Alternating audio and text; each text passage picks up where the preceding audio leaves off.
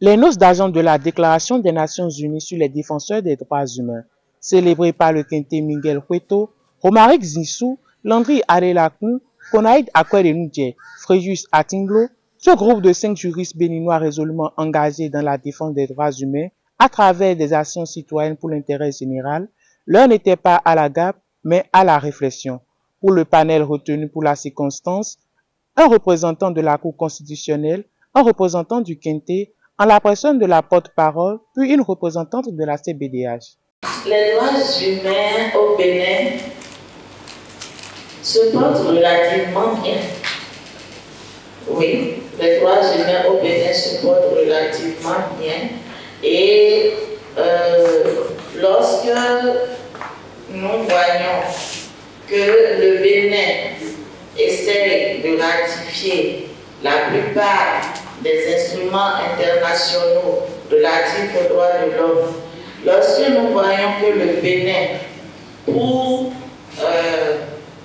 être au pas par rapport aux recommandations internationales, a institué la Commission béninoise des droits de l'homme, une institution nationale des droits de l'homme, ce que beaucoup de pays n'ont pas encore fait.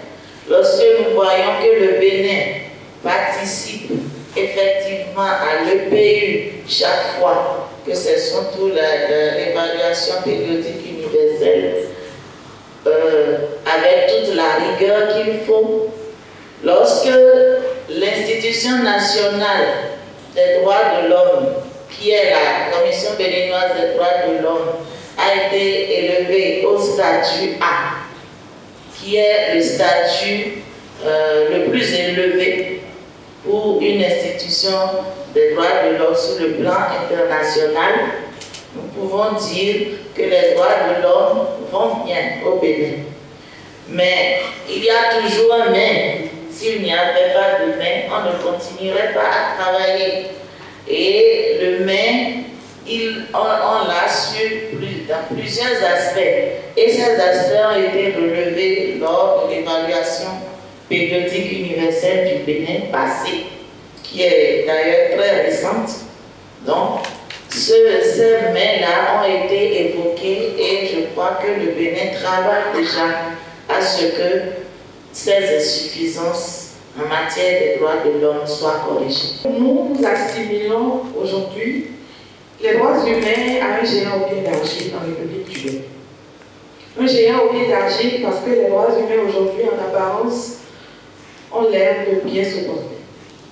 Malheureusement, il y a encore des gens qui croupissent en prison, sans que, en prison et dans les autres maisons de détention, sans forcément avoir été condamnés pour un acte pour tout fait.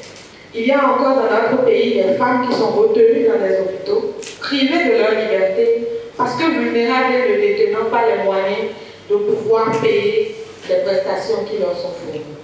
Il y a encore des personnes, certes condamnées, par une décision de justice pour avoir commis un forfait ou des méfaits, mais qui vivent dans des conditions exécrables dans nos différentes maisons d'arrêt et prisons.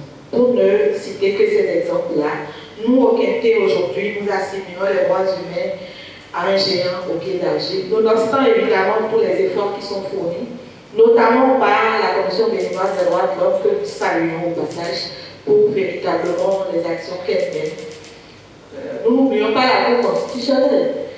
Mais l'intérêt véritablement pour le citoyen et la citoyenne de s'engager en faveur de ses droits, c'est justement de continuer de lever la voix, c'est de continuer à éprouver les différents mécanismes qui existent et qui sont mis à la disposition de tous et de toutes, y compris la Cour constitutionnelle, constitutionnellement établie et qui doit pouvoir écouter toute personne qui estime que ses droits sont lésés dans notre pays.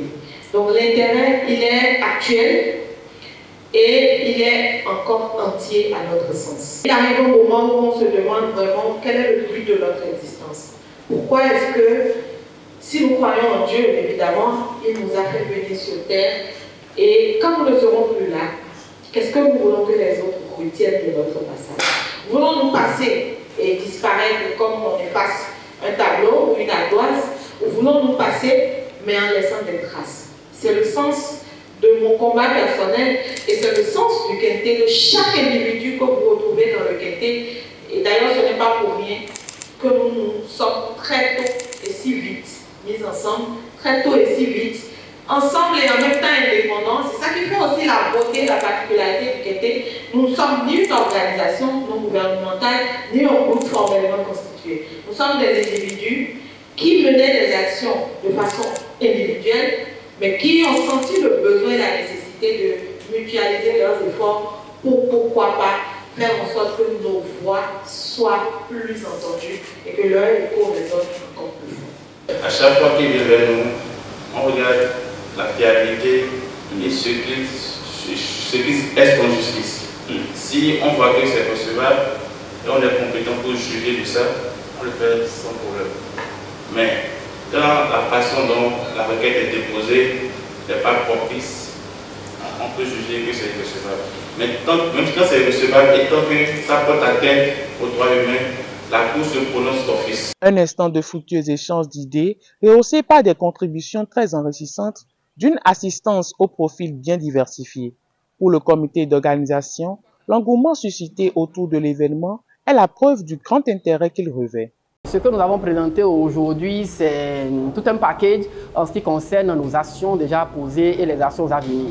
Au terme des actions déjà posées, nous avons pu voir que devant la Cour constitutionnelle de notre pays, qui par ailleurs est gardienne des libertés fondamentales, gardienne par excellence des libertés fondamentales, nous avons pu ressortir aujourd'hui une trentaine de requêtes avec des décisions pertinentes qui quand même permettent de faire évoluer la jurisprudence béninoise. Et nous avons donné quelques exemples de dossiers qui ont été brillamment gagnés et dont nous n'en sommes pas peu fiers. Et au niveau régional, donc au niveau africain, nous avons parlé des nombreuses requêtes que nous avons pu introduire au niveau de la Cour africaine des droits de l'homme et des peuples. Et à ce niveau également, nous avons rappelé qu'il y a assez d'ordonnances portant mesures provisoires, en l'occurrence 4 ordonnances, et qu'il y a 4 affaires qui sont déjà bouclées et que certainement, dans les mois à venir, la Cour africaine aura à rendre son arrêt, donc décision au fond. Donc, il faut s'apprêter à ce que le Bénin, dans certaines matières, en ce qui concerne la coupure du droit d'accès à Internet en période électorale, le non-respect des décisions de la Cour africaine et l'instauration à l'époque d'une mesure discriminatoire en ce qui concerne le traitement des non-nationaux dans le cadre de ceux qui voyagent pour Covid au Bénin, et aussi en ce qui concerne la mort de l'étudiant Théophile Adiaho à l'université d'Abomey-Calavi à l'époque. Donc voilà des matières qui seront quand même explorées dans les prochains mois par la Cour africaine des droits de l'homme et des peuples. Action non contentieuse, nous avons rappelé de nombreuses lettres ouvertes et également pétitions, tant à l'égard du chef de l'État que de l'Assemblée nationale.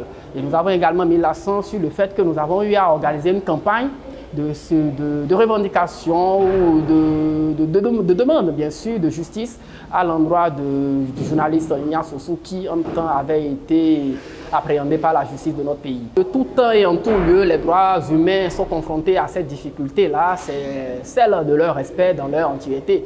Partout au monde, il n'y a pas de meilleure démocratie, de meilleur État où les droits humains ne sont pas violés. C'est consubstantiel à notre société, à la société humaine, mais une chose est sûre, c'est le degré. C'est le degré de violation ou d'atteinte qui diffère selon que l'on est dans un État véritablement démocratique, respectueux des droits humains, ou que l'on est dans un État qui préfère le recul démocratique, comme l'a confessé quelqu'un il n'y a pas trop longtemps.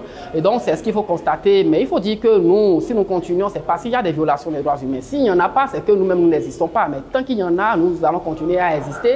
Nous allons continuer à attirer l'attention de ceux qui nous gouvernent sur la nécessité pour eux de créer ce cadre-là, ce cadre légal favorable à l'expression des libertés et des droits de chacun.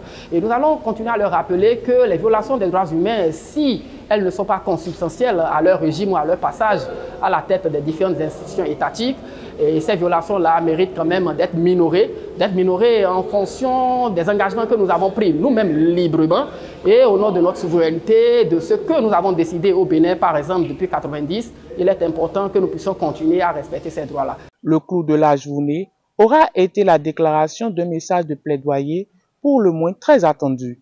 En cette journée mémorable choisie par le Quintet pour célébrer les 25 ans de la Déclaration des Nations Unies sur les défenseurs des droits humains, mais en même temps les 75 ans de la Déclaration universelle des droits de l'homme, c'est pour moi un honneur de porter ce message de plaidoyer.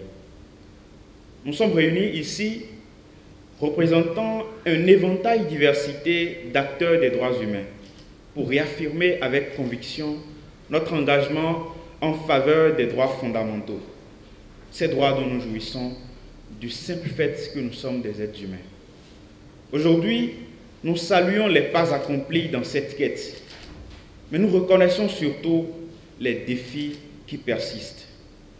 Mesdames, Mesdemoiselles et Messieurs, nous sommes les gardiens et gardiennes intrépides des valeurs qui sous-tendent une société juste, équitable et inclusive.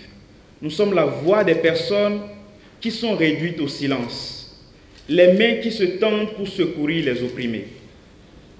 Notre engagement transcende les frontières, les genres, mais aussi et surtout les générations. Tout ceci est possible parce qu'à la suite d'âpres luttes, le Bénin, notre pays, s'y est engagé. En effet, l'engagement des gouvernements successifs au profit des droits et libertés est un fait, avec un cadre juridique reconnaissant les droits fondamentaux pour tous et pour toutes. Des institutions qui essayent de jouer leur partition pour une effectivité consolidée des dits droits et libertés. Notre pays, le Bénin, il faut le reconnaître, fait des efforts. L'avènement de la Commission béninoise des droits de l'homme et de l'Institut national de la femme, ainsi que la prise des décrets, des différents décrets d'application de la loi en faveur des personnes en situation de handicap, en sont des illustrations. Pourtant, au Bénin, comme partout ailleurs dans le monde, les défenseurs et défenseuses des droits humains font face à des obstacles redoutables. La passion qui anime notre travail est inextinguible, mais nous ne pouvons ignorer les menaces qui pèsent sur nous, sur les défenseurs et défenseuses des droits humains que nous sommes. Dans un contexte africain marqué par des reflux démocratiques, des coups d'État, des prolongations de mandats et une répression croissante envers toute forme de dissidence, notre résistance réaffirme tout son sens et notre mission devient encore plus cruciale.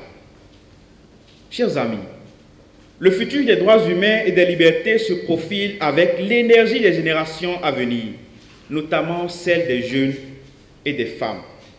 La jeune génération de défenseurs et défenseuses des droits humains que nous sommes insuffle un vent de renouveau dans cette lutte perpétuelle qu'ont menée et continue de mener nos aînés. Notre vision est ancrée dans l'espoir, dans la croyance en un monde où chaque individu peut jouir et s'épanouir librement dans ses droits sans crainte ni représailles. Nous utilisons les outils de communication, de technologie et de la créativité pour éveiller les consciences et inspirer le changement que nous voulons, dans le respect, évidemment, du cadre juridique en vigueur. Et notre credo, c'est le respect du droit international des droits de l'homme. Et nous nous basons sur la coutume internationale en matière de droits humains. La participation active des personnes, des groupes, des organisations ou des institutions est essentielle pour assurer des progrès constants vers la réalisation des droits humains. La société civile, entre autres, aide les États à garantir le plein respect des droits humains, des libertés fondamentales, de la démocratie et surtout de la primauté du droit. La primauté du droit. En conséquence, les défenseurs et défenseuses des droits humains exercent des fonctions importantes et légitimes dans les sociétés démocratiques, y compris la nôtre, le Bénin. Les pouvoirs publics ont donc tout intérêt à respecter l'expression pacifique d'opinions dissidentes au sein des sociétés démocratiques et reconnaître publiquement le rôle important et légitime des défenseurs et défenseuses des droits humains. C'est pourquoi, ici et maintenant, nous exprimons avec urgence la nécessité d'adopter une loi spécifique de reconnaissance et de protection des défenseurs et défenseuses des droits humains du Bénin, comme le recommandent les Nations Unies. Et sur ce chantier, le Bénin, il faut le reconnaître, est l'un des derniers élèves, loin derrière la Côte d'Ivoire, le Burkina Faso, le Mali et même le Niger, mais également la Sierra Leone. Avec une telle loi qui sera un bouclier essentiel pour la garantie de notre sécurité, de notre liberté d'action dans un environnement de plus en plus complexe et parfois hostile, notre pays, le Bénin, s'inscrira dans le cercle des États résolument tournés vers le développement inclusif, harmonieux et respectueux de la contribution des défenseurs et défenseuses des droits humains.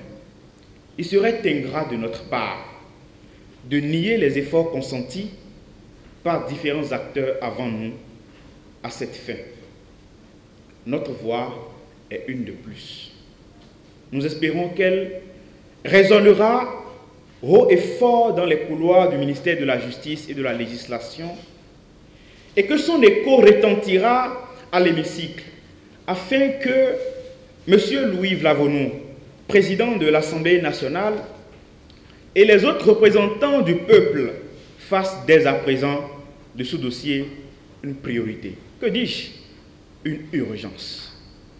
Mesdames, Mesdemoiselles et Messieurs, unis dans notre détermination, inspirés par celles et ceux qui nous ont précédés et engagés envers celles et ceux qui nous suivons, nous, le Quintet, voulons appartenir à une génération qui aura fermement décidé de défendre un idéal, celui de la mise en œuvre effective des droits fondamentaux de tous et de toutes. Je vous remercie. Marquées d'une pierre blanche les noces d'argent de la Déclaration des Nations Unies sur les défenseurs des droits humains et en même temps les 75 ans de la Déclaration universelle des droits de l'homme, le Quintet peut bien se frotter les mains. Les fruits ont, semble-t-il, largement tenu la promesse des fleurs. C'est parti.